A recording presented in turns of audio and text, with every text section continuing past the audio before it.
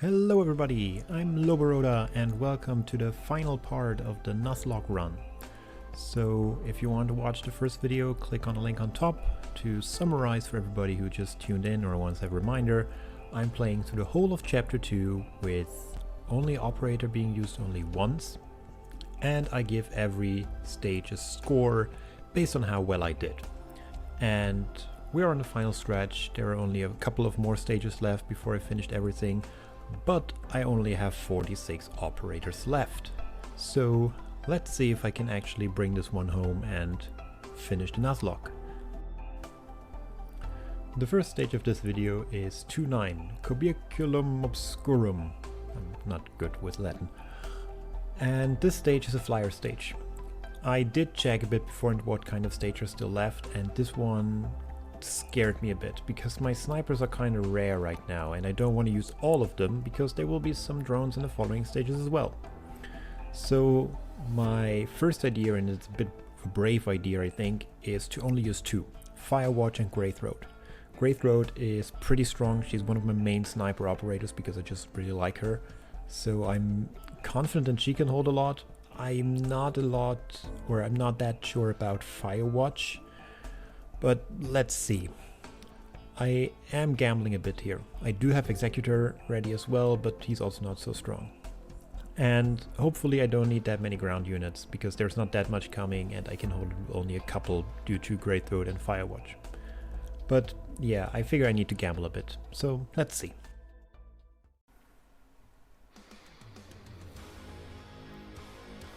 So first off, I wait a bit and get DP because I don't really know from where the first wave friends will be coming, and they're coming from left, and I throw out Firewatch. She has a great range and I hope that this will play into her so she's usable here.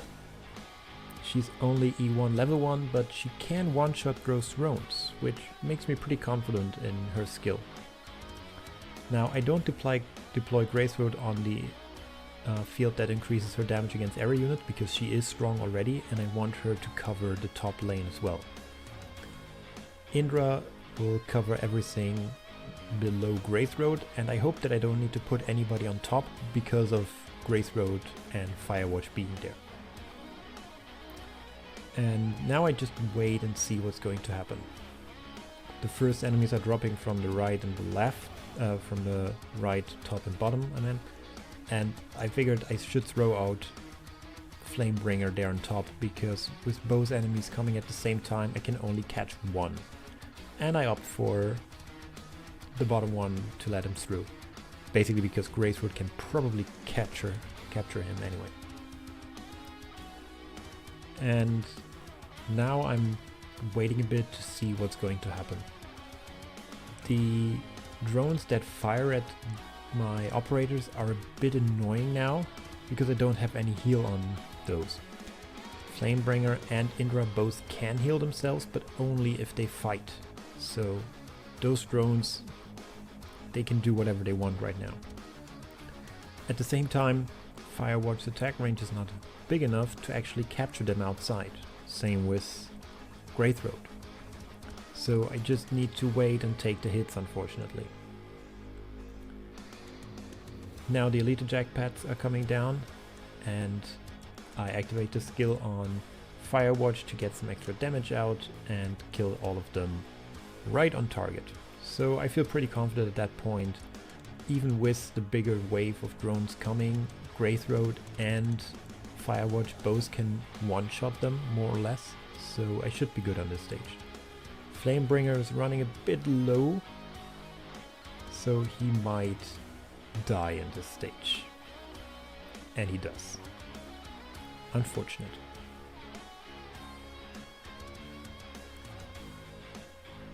But the rest of the drones just fall.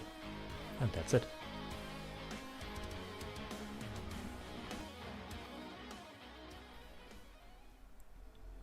So the gamble worked. I only need to use 4 operators, which meant I needed to use 7, 7, 7 and 7 points, 28 overall. However, unfortunately I did lose Flamebringer, which is 1 additional point, but I didn't let anybody through, so 0 points on that.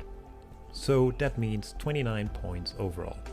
The gamble kind of worked, which I'm very happy about, and I think with 2 good snipers you can do it even better.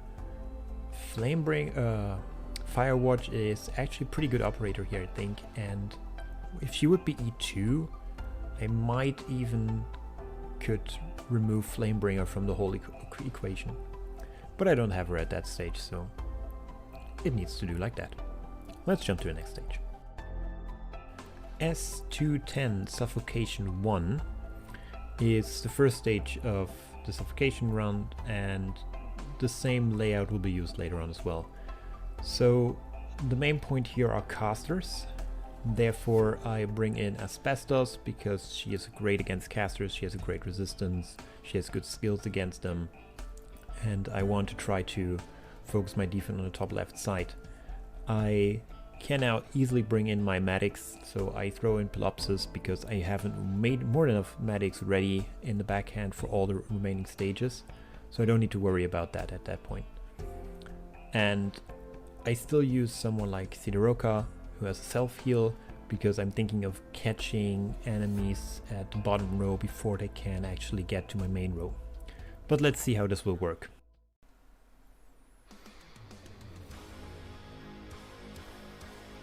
As always, I will wait a bit at the start to see what's coming, from where it's coming, and how much I can save up. So I do realize that my operator is actually pretty high on DP, but it still works. I think about using Sidioka, but I go for Aesthesia instead, because Sidioka is probably what I want to use at the bottom row. So I throw her out and I hope that she can deal enough damage to take out bows before they get through, because she can only block 1. And this looks a bit dicey, but she can do it.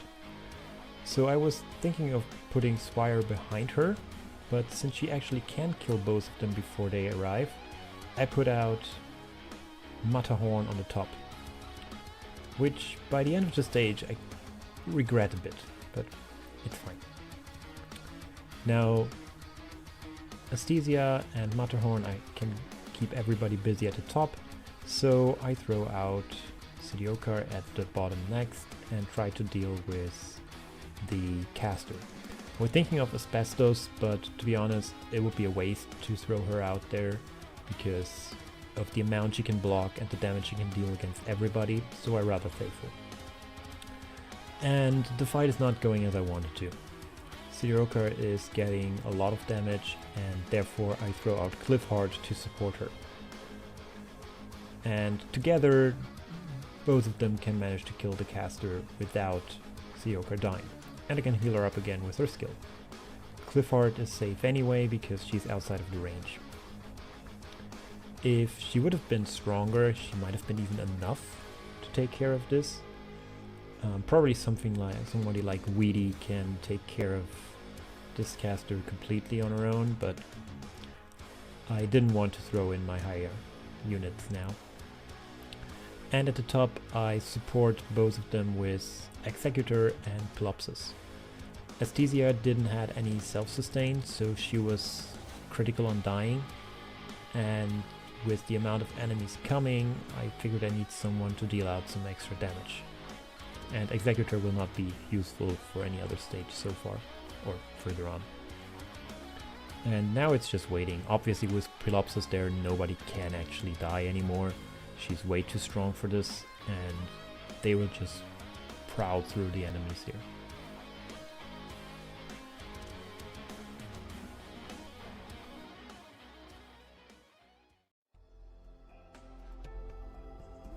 So while I gambled a bit in the last stage, I went overboard on this one.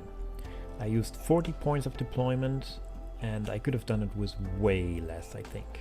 That was a bit overkill for all of this. Thinking about it now, after I finished the stage, having 2 operators just to deal with a caster that couldn't have killed anybody even if they wanted to with Pelopsis on top was not needed. But I always take the first run that I do, and that is my run for this stage. So nobody died on my side, nobody got through, so 0 additional points. Overall, 40 points for this stage. Let's just go on. S211 Suffocation 2 is basically the same map, but the bottom line is now open as well.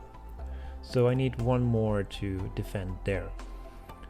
I don't think I will do the same strategy again where I want to capture the casters on the bottom right low, so I'll just let them run to my main line of defense. I like the idea with Cliffhanger in there, so now I take Snow Sand and try to do a similar strategy as well.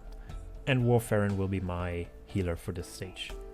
So those are the main characters here, I think, so let's jump into it.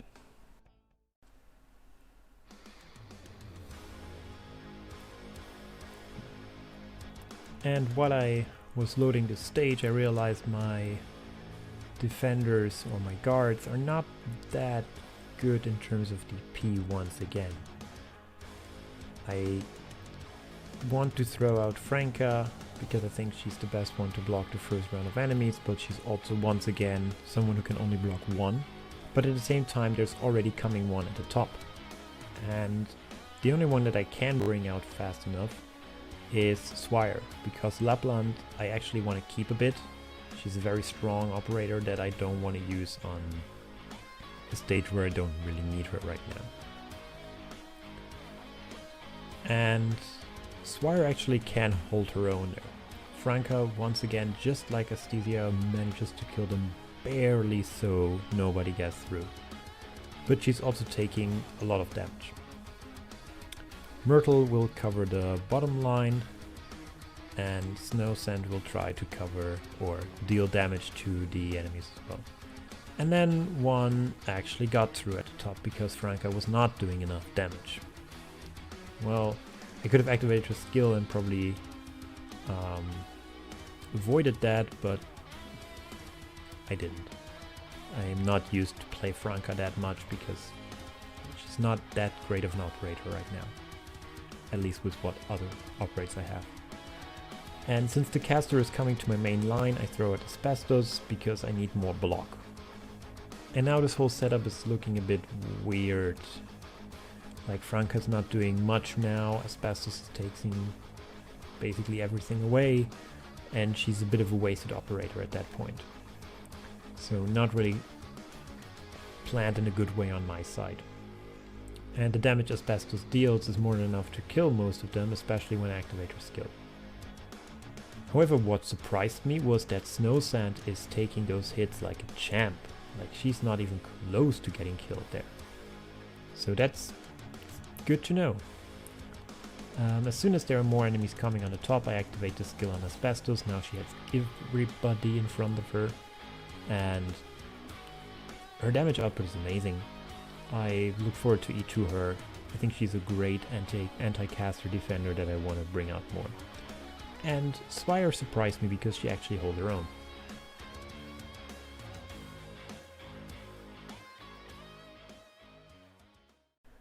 So what does that mean in terms of the score? Well, we have a bit more, right? Once again, I have 40 points of deployment, so I didn't even get any lower, which made the previous stage even more weird. But I didn't lose anybody. But one enemy got through, so 41. Overall, especially comparing it to Suffocation 1, Suffocation 1 could have been way better, with way less points, because the same points here more or less with more enemies, stronger enemies and more lines. Not a good view on my side. And I misused Franka a bit and made her obsolete at one point in the stage, which is also in this kind of Nuzlocke run not a good idea. But I'll take the 41 for now. I just want to finish the run, so I'm playing it a bit safer from now on, I guess. And let's just see if I actually do this in the next stage. Suffocation 3 is a map where once again there are flyers coming. And my snipers are limited to 2 that I have left. W and Platinum. And Platinum is my strongest sniper at all. She's maxed out and I love her, I use her a lot. So I want to keep her for as long as possible. So I think of using W, which can be a bit rough because she's actually an AoE sniper with a lot of DP costs. but I do have a plan where I can put her, and for the rest I'll probably use Lapland. That's also why I saved her. So let's jump into stage and have a look. So my main concern will be DP. As I mentioned, W is a very high DP sniper with 29. So I think my Lapland is strong enough to take care of a lot. So I put her right in front of the exit to cover both lanes. And she is E2, she can take a couple of hits and she can dish out some damage. And with the additional drone coming, I go for Permanix. Because the idea here is Permanix can hit 2 targets, which is already great. But you can also lower defense and resistance in from the enemies in range with her skill, which will help Lapland a lot in dealing damage. Now at the top there are the first drones coming, and I put W in the spot where she can hit them and hit the exits of the enemy. So her AoE damage is actually useful, or used in a good way. And I think that's a good idea. However, I think I used a bit the wrong skill on her. And as well as on Lapland, I also think I used the wrong skill there. Because while she can deal the damage here, there's one coming through because I was relied too much on her damage. Which I paid the price for, basically.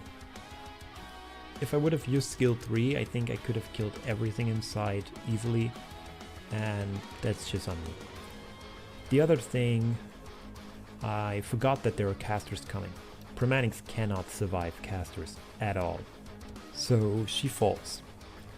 And for Lapland, I think her other skill would have been better to hit multiple targets as well.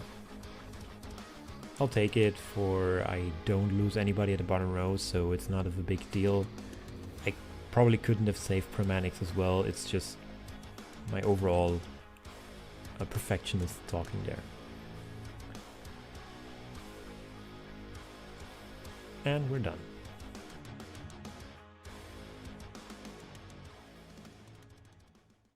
So while I was thinking that I wanted to be a bit more safe, I actually gambled a lot in this stage by using only 3 operators. But it worked in the end. I only needed 7, 9 and 7, so 23 points of deployment. But I did lose 1 Permanix, and 1 got through at the top with W. So overall I think this stage was really good. I deployed a good set of operators to cover most of it. And there's probably even a case of bringing in maybe Silver Ash instead of Lapland in this stage to neglect the use of Permanix and only use 2 6-stars, which would only be 18 points, and then have more points overall. So 25 points for this stage is good, I take it, it's way less than the others, and I happily go on with this. So here we are. The final stage, Beyond Cure. Now, I'm not scared about this stage at all. I have nearly all my 6-stars left. I have a pretty strong team. The question is just, how safe do I want to play? How many operators do I want to bring in? If I fail the stage in the first attempt, which I don't know how I should, I would bring in my strong 6-star squad and crush it. But for this first attempt, I just bring in Silver Ash and Angelina as safety, but I want to do it without them, and I know I can do it without them. I just want to see if I can pull it off with a few operators only. So let's do this. Let's go into the very last stage. The whole run, Texas was only there to give me her bonus from being in the squad. Now she will finally join the fight, because I don't need her afterwards anymore. So I put her out, and I also put out Seema, because I wanted to get a bit more DP, and there's a point where I might need a lot of DP ready, so I don't want to waste that.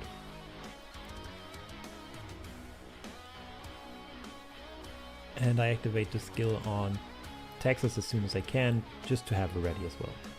However, since there are a lot of enemies coming at the bottom row, I throw out Chpater as well to help Seema a bit.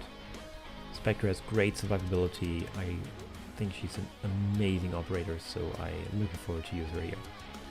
And then finally my girl Platinum can have her time to shine. She will not do much at the start because she will build up her Purgation site, but once she's ready she will kill everything that comes from the top. However, since the first enemy is a shield guard and Texas and Platinum cannot do much at that point, I put out Vulcan to support them and block the enemies at the top. Now the elite casters coming on the right side, or two of them actually, and they just butcher Seema. Chpater cannot die during her skill, so she's fine, but it's quite unfortunate at that point. I could have saved her, but probably not that much. Since there are flyers coming from the right side, I put out Angelina just because I don't want to lose at that stage, that would be sad. And Skull Shatterer is not even noticeable for me because Platinum nearly kills him anyway.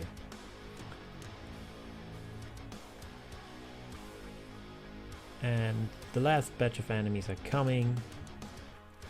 The last drone can be a bit annoying, but I do have an idea what I can do about this, so I wait until she moves again.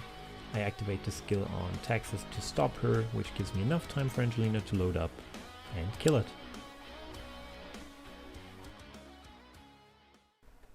So in this stage I used a lot. 51 points of deployment, which is rough. I think once again I could have done myself a easier time by just deploying Silver Russian Lights on the left side instead of Texas and use his true Silver Slash to kill everything that annoys me together with Platinum. Probably would have been an issue next time. The right side was a bit unfortunate with Seema being killed by the elite casters. I should have immediately catch them on the top, so maybe doing a 3-point defense of top right and then left and right from the axis would be enough, but that's all learning process for the next one. I lost one operator, which is Seema, but nobody got through, so overall 52 points for this stage. And with this I am done. I finished the whole run. And not even that, but I didn't fail a single stage, which is amazing actually. I didn't thought about that. So just to have a recap, I used I had 127 operators for this. And I lost a lot. In the end I was down to 20. But if you look at my 6 stars, I nearly didn't use any of them. They were all pretty good, which is obviously great for these kind of stages. Then again, it's chapter 2, it's pretty easy still. If I will do this in the future for a higher chapter, this will be a very different story. So let's check the final score. I played 22 stages and I got scores on all of them, as you can see here. And overall, that means I have 681 points in Chapter 2 Nuzlocke. Is that good? I don't know. I mean, that's the first time I did this. I don't know if the points are great or not, if the calculation is good or not, if the whole rule set is good or not, but I think it is a good starting point to set something like this up. My goal will be the next time around to be below 650, which obviously will be easy over time because we have more and more operators. There will be more coming, more 4 stars coming, hopefully also, at least for this scenario, more 3 stars coming, which will drag down the score. I will know the stages better, and I can also prepare a bit more by having stronger operators, more on E2, more in general on higher levels on E1, and all of this will significantly decrease the points. But I had a lot of fun doing this. I want to do this more for other stages, and as I said, I want to lower my score on this one. and be the very best at this Nuzlocke attempt, I guess. It's just a fun thing to do. So this was the whole run. As I said, I had a lot of fun doing this. I hope more and more people will jump into this and try it as well. So we have a nice competition of who can get the lowest score in this one, figure out some nice strats on the stages, and get something like the best setup that you can get for all of these stages. That would be cool. Doing your own Nuzlocke. Just run it as you see fit. Follow me on Twitter at Loweroda and send me your scores, send me your ideas, send me your runs. I would be more than happy to look at them, discuss that with you, and just build up a nice challenge run that we can do more often in the future. And with that, I see you next time, Doctors.